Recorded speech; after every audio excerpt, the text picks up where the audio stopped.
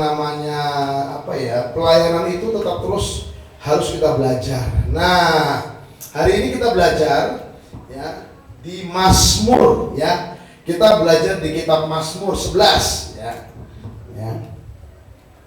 Mazmur 11 ayat 1 sampai 7. Ini kerja Rodi, ini saya Bu Dewi dari Bandung ya, dari pagi ya, nengok anak saya ya kan, langsung tembak durian sawit.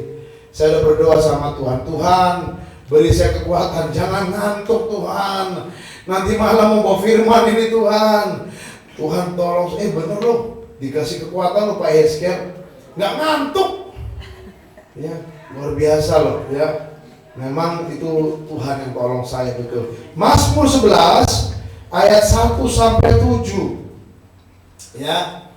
Tuhan tempat perlindungan. Ya, saya baca ayat yang ganjil, Bapak Ibu Saudaraku baca ayat yang genap ya. Tuhan tempat perlindungan. Saya baca ayat yang ganjil ya. Untuk pemimpin biduan dari Daud, pada Tuhan aku berlindung. Bagaimana kamu berani berkata kepadaku? Lihat. Bagaimana kamu berani berkata kepadaku? Terbanglah ke gunung seperti burung. Bapak Ibu ayat 2. Sebab dia orang fasik melentur musuhnya. Mereka memasang anak panahnya pada tali busur untuk memana orang yang tulus hati di tempat gelap. Apabila dasar-dasar dihancurkan, apakah yang dapat dibuat oleh orang benar itu? Tuhan ada di dalam baitnya yang kudus. Tuhan matanya di surga, matanya mengamati, sorot matanya memuji anak-anak manusia. Ayat 5, Tuhan memuji orang benar dan orang fasik, dan ia membenci orang yang mencintai kekerasan. Ia menjadi orang fasik dengan orang beraksi dan leher. Angin yang menghembuskan, itulah isi yang mereka. Ayat 7, sebab Tuhan adalah adil dan ia mengasihi keadilan, orang yang tulus akan memandang wajahnya. Bapak Ibu Saudaraku sekalian, ini firman buat kita orang yang sungguh mau berharap kepada Tuhan. Ini firman adalah untuk kita orang yang percaya kepada Tuhan Yesus, orang yang sungguh mau berharap kepada Tuhan, orang yang sungguh mau mengandalkan Tuhan. Lalu pertanyaannya buat kita sekarang, apakah mengandalkan Tuhan, apakah percaya sama Tuhan itu seperti membalik telapak tangan? Tidak. Saya percaya itu semua proses ya. Semua proses. Pasti besok Ibu Dewi mulai belajar mengembalakan. Apakah Bim Salamim tiba-tiba ini penuh? Amin. Amin, iya. Secara spirit, roh, kita imani penuh. Amin. Walaupun kenyataannya bisa dihitung, siji loro telu papat lima enam tujuh delapan 9 orang kita. Amin. Nggak masalah. Ya. Bapak Ibu, ada 3 tantangan yang saya catat di dalam Mazmur 11 ini yang akan dihadapi oleh orang percaya. Lihat ya, nomor 1 ayat 1. Ya, pada Tuhan aku berlindung. Bapak Ibu, Pak Yehezkiel mencoba berharap kepada Tuhan. Pada Tuhan aku berlindung. Lagi masa susah Pak padahal. Ya. Pada Tuhan aku berlindung, kata Angel. Butuh dana untuk skripsi, betul? Pada Tuhan aku berlindung. Mana jahitan, kata Bu Wesa. Benar kan? Pada Tuhan aku berlindung. Ibu Gewi belum dapat objekan, belum turun. Duh, kita semua ngalamin loh. Ya, begitu juga saya. Ya. Pada Tuhan aku berlindung. Tagihan 500.000. Ya Bu Dewi pasti usah. Iya, bukan untuk rakernas. Iya, bukan. Nggak usah saya lah ya. Tuhan, bagaimana ya? Puji Tuhan, apa yang ada kirim. Ya. Jadi hari hari ini kita sering diperhadapkan pada situasi dan kondisi kita sedang ibarat kata sedang mencoba berharap kepada Tuhan. Nah, ini tantangan kita. Kita masih hidup di muka bumi. Di sekitar kita ini banyak orang dunia. Lihat, pemazmur menulis, bagaimana kamu berani berkata kepadaku, terbanglah ke gunung seperti burung. Bapak Ibu, Roh Kudus seperti mencelikkan mata saya. Iya ya, ini seperti kondisi kita hari-hari ini. Dewi Aryani, memang lu mau berharap sama Yesus Kristus? Ayo dong, berharap sama cici lu. Aduh, itu fakta. Pak Martin masih mau berharap sama Tuhan. Bapak Ibu, itu kendala. Hari ini tantangan buat kita adalah ada banyak orang di sekitar kita yang sedang berjuang, yang sedang berteriak, yang sedang bersuara supaya kita tidak lagi berharap kepada Tuhan. Hati-hati, ini para pemimpin nih, pemimpin gereja nih, Pak Simpson, Ibu Dewi. Taruhannya di sini, Ibu Dewi. Ya Pak Yeskiel, yang melayani Tuhan itu udah gampang. Ya. Saya mau katakan nomor satu, Tuhan bilang, ya, kita sedang berperang. Nah, saya catat di dalam arti daripada terbanglah ke gunung. Bapak Ibu, gunung itu tempat orang menyendiri. Elia larinya kemana, Bu Dewi? Gunung. Di mana? Gunung apa? Dewi sini, bukan Dewi bukan situ. Itu pendampingnya. Itu cuma pendamping ya. Gunung apa, Bu Dewi? Horeb. Ya. Habis ngapain dia, Bu Dewi? Ya lu mikirin keuangan melulu sih. Ngapain Elia? Simpson bukan Dewi ya. Ngapain dia, Bu Dewi? Lagi sembeli, habis motongin para nabi Baal. Berapa orang, Pak Simpson? 450. Lihat Bapak Ibu, seorang Elia. Itu sama dengan kita hari ini. Oh, sama seperti saya, Pak Martin ini. Koar-koar kita, cari Tuhan, Yesus Allah penyembuh, Yesus Tuhan yang memberkati. Kita tumpang tangan sama orang, tapi sementara kita sendiri punya apa? Punya problem. Ini masalah.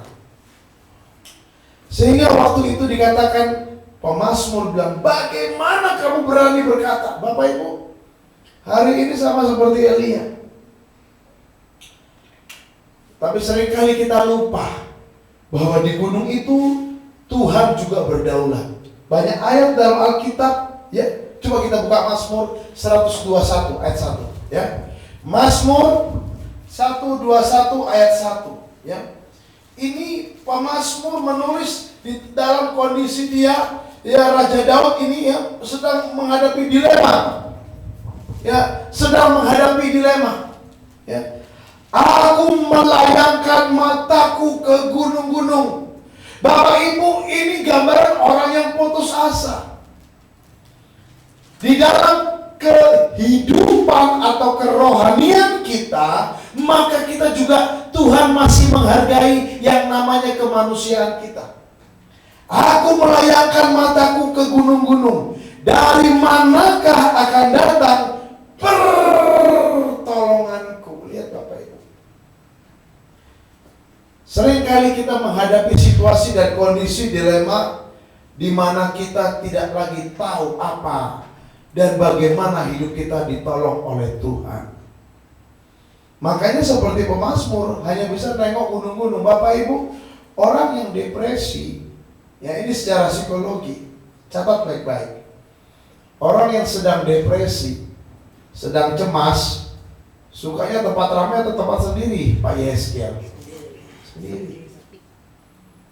Tempat sepi. Ya.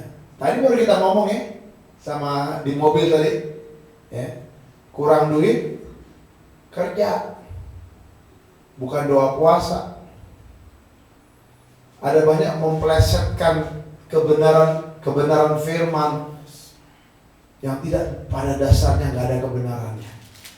Saya cuma bilang, kalau engkau berdoa puasa untuk jiwa, hanya ada satu statement Tuhan, jenis ini tidak dapat dilepaskan kecuali dengan apa?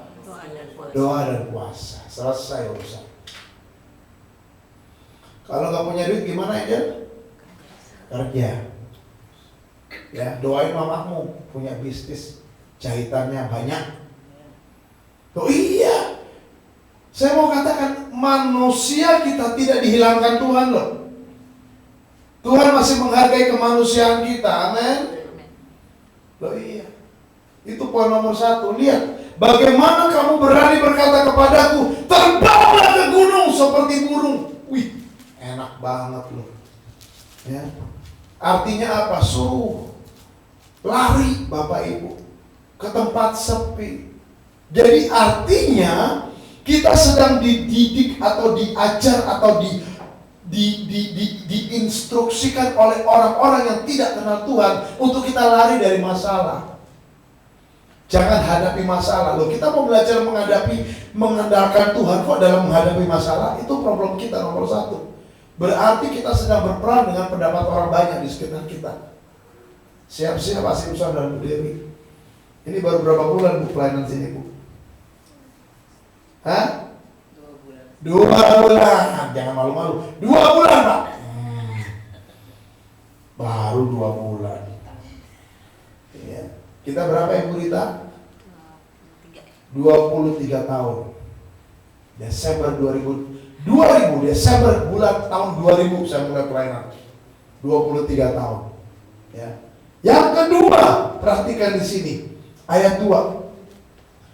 Sebab lihat orang fasik melentur busurnya, mereka memasang anak panahnya pada tali busur. Lihat Pak Simpson, untuk apa? Memanah. Siapa yang mau dipanah? Orang yang tulus hati di tempat gelap. Jadi jangan pernah katakan teman karib, tangan kanan, orang yang dipercayakan tidak bisa tusuk kita dari belakang. Tuhan sedang nyatakan tidak ada yang bisa dipercaya. Hanya Tuhan yang bisa dipercaya. Kecuali suami istri. Suami istri ini satu bagian jadi satu. Ya Pak Simpson Bu Dewi ya. Jadi satu. Ya. Saya cuma bilang, hal yang kedua, gak ada yang bisa dipercaya. Orang yang tulus hati mau dipanah di tempat apa? Gelap. Artinya nggak tahu kapan mau muncul. Kalau kita tahu kapan mau muncul, kita ngapain? Siap-siap. Itu yang kedua. Lihat Bapak Ibu, ini tantangan kita yang orang percaya di akhir zaman. Yang pertama, kita sedang menghadapi filosofi, konsep hidup banyak orang yang sedang membuat kita untuk kita meninggalkan percaya kita kepada Kristus. Ya, ngapain melayani Tuhan, capek-capek ya Pak Eskiel ya. Enakan kerja, ya nggak? Gua nggak nyuruh lu berhenti kerja ya, Bu Dewi ya. Loh benar, ini hari betul loh.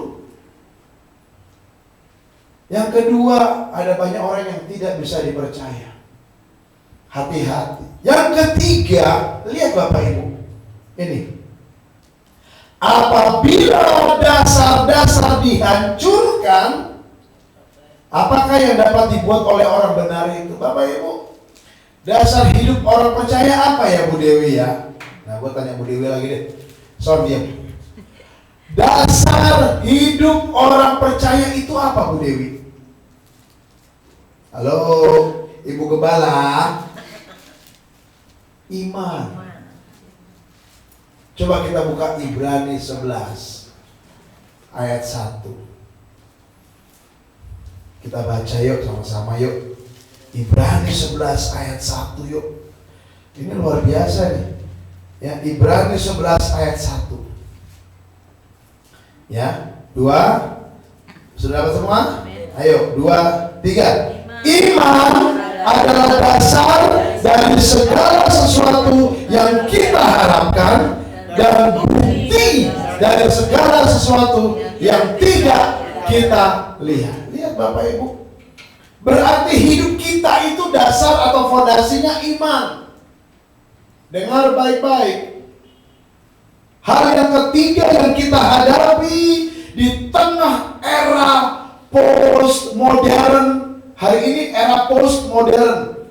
Hari ini di tengah era milenial, generasi Z, di tengah generasi strawberry, anak-anak mudanya, di tengah angkatan banyak orang udah gak lagi percaya dengan mujizat, dengan kuasa Tuhan.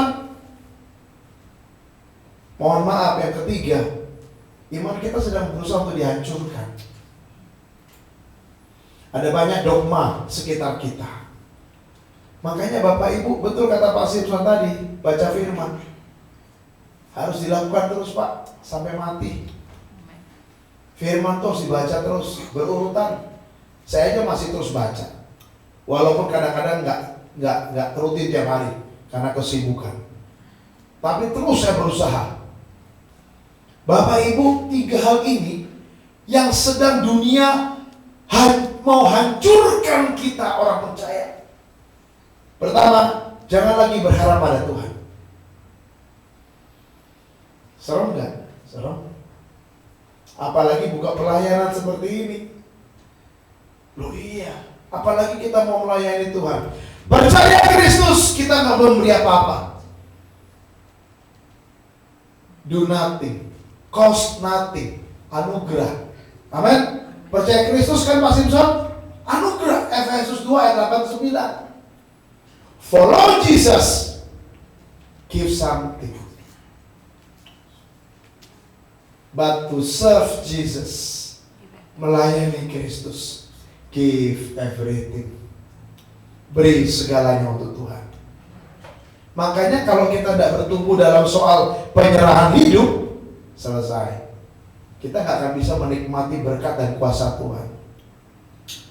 Yang kedua, tidak ada yang bisa dipercaya, hanya Tuhan. Hanya Tuhan yang bisa kita percaya.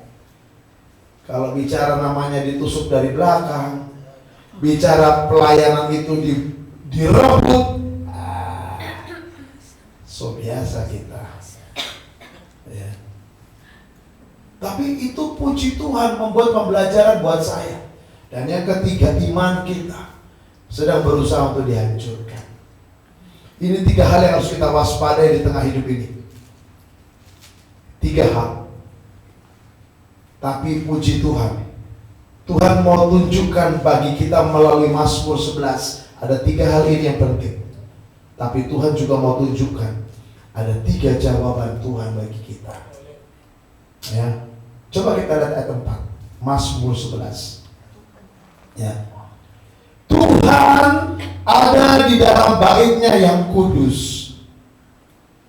Tuhan tahtanya di sorga.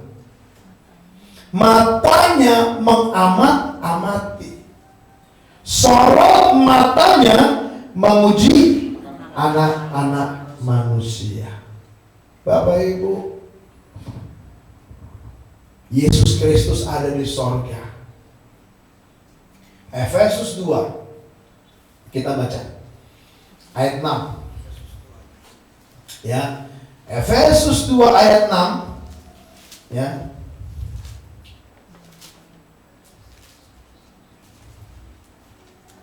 Lihat nih firman Tuhan luar biasa. Efesus 2 ayat 6. Lihat ya. Dan di dalam Kristus Yesus, Ia telah membangkitkan kita juga dan memberikan tempat bagaimana? Bersama-sama dengan Dia di sorga. Berarti kita sedang diajar oleh Tuhan bahwa kepastian keselamatan, bahwa tempat yang pasti, bahwa Kristus ada di sorga. Itu berlaku bagi kita. Bukan mudah-mudahan. Bapak Ibu, untuk menghadapi satu yang namanya musuh-musuh ini, kita butuh kepastian. Amin. Sehingga kita bekerja, kita melayani, kita berkeluarga, kita hidup, kita punya satu kepastian. Ada satu pimpinan kita, ada satu kuasa yang menuntut kita, ada satu hal yang terjadi di depan, di mana kita sedang diarahkan ke sana, yaitu apa? Surga. Jadi kita gak gampang digoyahkan. Kalau kita melayani Tuhan, tapi kita gak yakin kita selamat, masalah. Kita mau melayani Tuhan, tapi kita gak beres dengan hidup kita, masalah. Kita melayani Tuhan, tapi hidup kita tidak berdamai, tidak kita mau bongkar dosa, kita tidak mau tulus dan jujur di hadapan Tuhan, itu masalah. Karena Tuhan tidak akan bisa pimpin kita, karena Dia ada di sorga. Amin. Itu berlaku bagi kita semua. Tidak peduli mau dia hamba Tuhan, mau dia jemaat biasa, mau dia nggak STH, mau STH, tidak peduli. Karena itu tidak bawa kita ke sorga. Yang bawa kita ke sorga siapa, Angel? Woi, yang bawa kita ke sorga siapa? Buka maskermu. Yang bawa kita ke sorga siapa? Tuhan Yesus. Ingat itu. Gereja hanya perpanjangan tangan Tuhan untuk mengajar umatnya yang percaya Kristus mengenal Dia. Kita buka 1 Petrus 3 ayat 12. Ya, 1 Petrus 3. Lihat Bapak Ibu, saudaraku sekalian, ya. 1 Petrus 3 ayat 12 dikatakan oleh firman Tuhan, sebab mata Tuhan tertuju kepada orang-orang benar dan telinganya kepada permohonan mereka yang minta tolong. Tetapi wajah Tuhan menentang apa? Orang-orang yang berbuat jahat. Bapak Ibu, tidak bisa kita yang namanya manipulasi dengan Tuhan. Hari ini Tuhan sedang menuntut kejujuran kita. Dunia aja sedang melihat kejujuran kok Bapak Ibu. Punya duit banyak, bisa disimpan, diam-diam, kebongkar juga Ibu Dewi. Ya. Saya mau katakan dunia aja bisa terbongkar semuanya persoalan-persoalan yang ada. Seperti ada peribahasa, bagaimana? Yang sepandai lompat melompat jatuh juga. Apa? Yang busuk akan tercium juga kan? Bangkai yang busuk itu disimpan akan tercium. Saya mau katakan Bapak Ibu, ada faktor Tuhan dalam hidup ini. Saya cuma bilang, solusi nomor 1 supaya kita bertahan dalam hidup, hiduplah tulus. Hiduplah kudus, jujur di hadapan Tuhan. Karena Tuhan katakan di 1 Petrus 3:12, ya, wajahnya itu kepada orang-orang yang benar. Ya, orang-orang yang tulus. Telinganya Dia sendengkan. Yesaya 59 ayat 1 dan 2 berkata, lebih jelas lagi, tangan Tuhan bukannya kurang panjang untuk menolong, telinganya tidak kurang tajam untuk mendengar, tapi yang merupakan pemisah antara kamu dan Allahmu ialah apa? Segala dosamu dan segala kejahatanmu. Lihat Bapak Ibu, hari ini seringkali saya bingung. Ada banyak orang, bukan saya anti doa, enggak, saya enggak anti doa. Saya juga mau berdoa, suka berdoa. Tapi saya mau katakan seringkali orang memprioritaskan doa nomor 1, bukannya menjadi pelaku firman. Padahal Yohanes 14 ayat 21, kita buka yuk. Yohanes 14 ayat 21. Kita buka Yohanes 14 ayat 21, ya. Ayo kita baca sama-sama ya. Ya. Yohanes 14 ayat 21, lihat Bapak Ibu ya. 2, 3. Barang siapa memegang perintahku dan melakukannya, dialah yang mengasihi aku. Dan barang siapa mengasihi aku, ia akan dikasihi oleh Bapakku, dan aku pun akan mengasihi dia. Dan, nah ini dia kata-kata terakhir, akan menyatakan diriku kepadanya. Jadi kata kuncinya adalah supaya kita melihat dan terima kemuliaan Tuhan, pribadi Tuhan, mujizat Tuhan adalah apa? Lakukan firman. Hari ini dibalik. Pujian penyembahan dinaikkan. Tadi kita bahas sama-sama, tunjukkan ekspresimu. Saya bingung. Wah, pujian penyembahannya nggak ngangkat kursi maksudnya. Loh, hari ini banyak nggak ngangkat meja. Saya bilang pujian penyembahan harus lahir dari hati yang menyembah. Nggak bisa.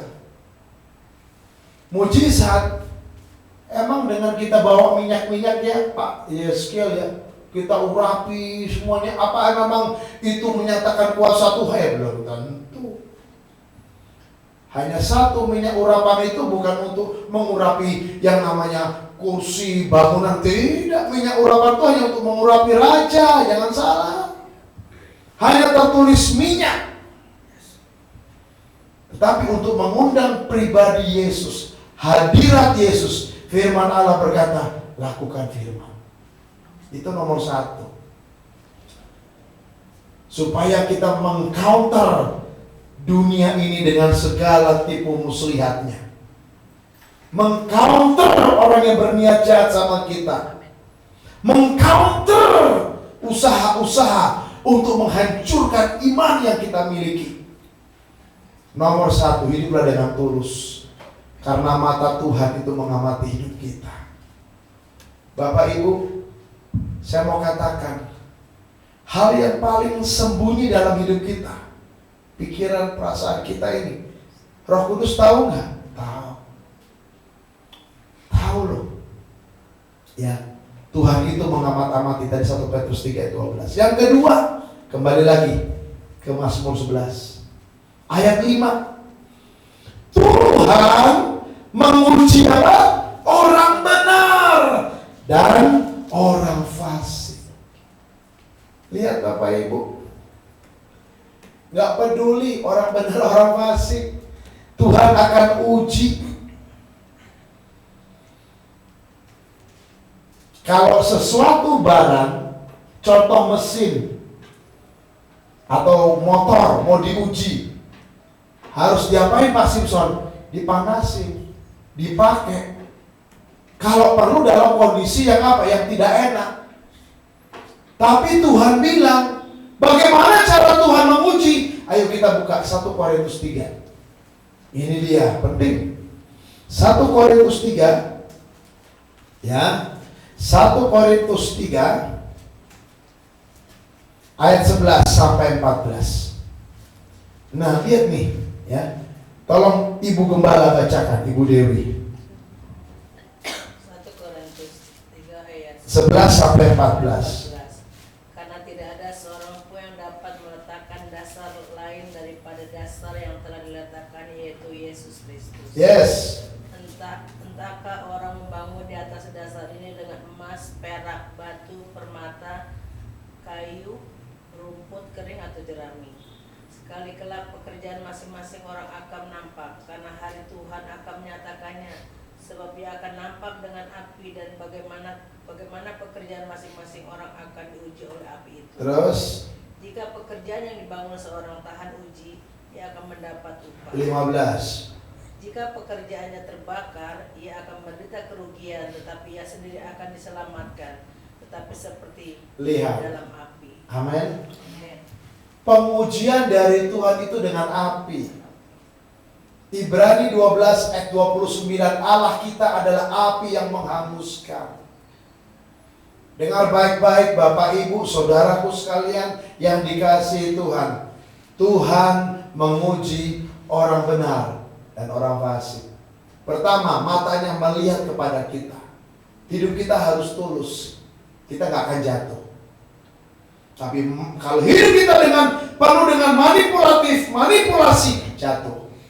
Yang kedua, siap saat, karena Tuhan sedang menguji kita. Loh iya, pelayanan GGPR Ebenezer akan diuji sama Tuhan gak? Akan diuji. Ya Bu Dewi ya, akan diuji. Saya juga diuji sama Tuhan. Sama Ibu Rita, kami diuji. Yang ketiga, ya, lihat Bapak Ibu saudaraku sekalian ayat yang ke-7. Sebab dari Mazmur 11, sebab Tuhan adalah adil. Ia mengasihi keadilan. Bapak Ibu, kalau Tuhan adil, berarti dia membenci namanya kekerasan. Adil toh? Ya. Dia akan menghujani orang fasik dengan arang berapi dan belerang, bukan berkat. Bapak Ibu, siapa yang suka kekerasan? Tuhan benci. Orang fasik bukan berkat. Ya. Angin yang menghanguskan itulah isi pialanya. Tapi orang yang tulus, bagaimana? Memandang wajah Tuhan. Tuhan itu adil. Saya percaya keadilan Tuhan itu dalam waktu Tuhan.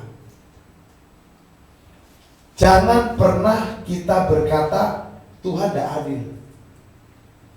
Loh sering begitu loh. Ya, kenapa dia berbuat dosa Tuhan? Hidupnya enak, gemuk dan segar. Ada ayatnya Mazmur 73, baca di rumah nanti. Mazmur Asaf. Pada waktu aku datang dalam hadirat Tuhan, sesungguhnya di dalam tubir-tubir curam, Engkau sedang tempatkan mereka. Mereka akan lenyap dalam seketika. Bapak Ibu, tunggu waktu Tuhan. Hari ini saya mau katakan bagi kita, sore ini gak usah panjang lebar. Saya minta pasti bisa maju ke depan. 3 hal yang Tuhan mau dalam hidup kita. Yang pertama, hiduplah tulus. Ya. Dapat uang cuma 1.000 perak ya Bu Dewi, terima kasih Tuhan. Tidak punya uang, terima kasih Tuhan. Saya juga belajar loh. Saya juga belajar. Kadang-kadang manusia kita menjerit sama Tuhan. Terima kasih Tuhan. Hidup dengan tulus. Yang kedua, semua bangunan kita akan diuji oleh Tuhan. Semua bangunan kita akan diuji oleh Tuhan. Dengan cara apa? Ada api. Api itu masalah. Amin. Api itu problem. Dan yang ketiga, Tuhan itu adil. Orang yang melakukan kejahatan tidak akan diberkati Tuhan. Tapi orang yang tulus akan memandang kepada Tuhan. Mari kita akan lagu pujian. Ku hidup karena. Udah tahu semua itu lagunya? Mari kita sama-sama nyanyikan lagu ini. Haleluya, aku punya Tuhan. Aku punya Tuhan yang dahsyat ya. Haleluya. Lama-lama sadar lama-lama sikera lama-lama. Lama-lama sikera lama-lama. Berkati kita dengan berdasar Tuhan. Lama-lama jiwa yang ada Tuhan. Kami berdoa bagi bantuan yang kosong di dalam nama Tuhan Yesus akan ditambah oleh Tuhan. Lama-lama sikera lama-lama. Haleluya. Haleluya, ku hidup karena percaya. Haleluya, amin. Ku hidup karena percaya.